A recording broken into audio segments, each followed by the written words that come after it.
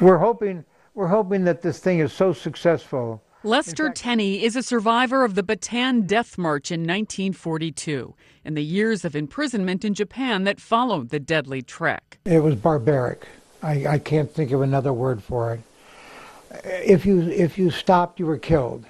For more than 60 years, Tenney has been waiting for an apology from the private companies that enslaved prisoners during the war.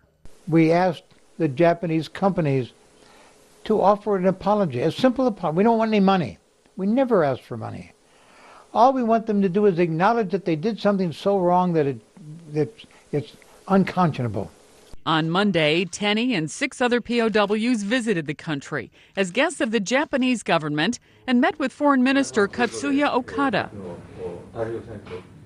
Okada apologized for their suffering, saying they were subjected to inhumane treatment.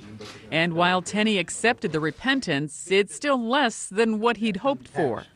And yet we've been unable to obtain any recognition from those private companies, Mitsui, Mitsubishi, Nippon Steel, Kawasaki, who used and abused POWs, not the government, but private companies who did not give us proper food or medical care, and they allowed their employees to beat us for no reason.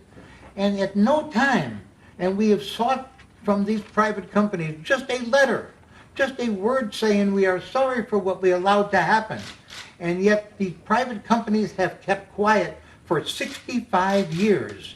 Tenney has lobbied for redress from the companies that used POWs after their capture for years. But the companies have had no comment on the visit. Sandy Kozel, The Associated Press.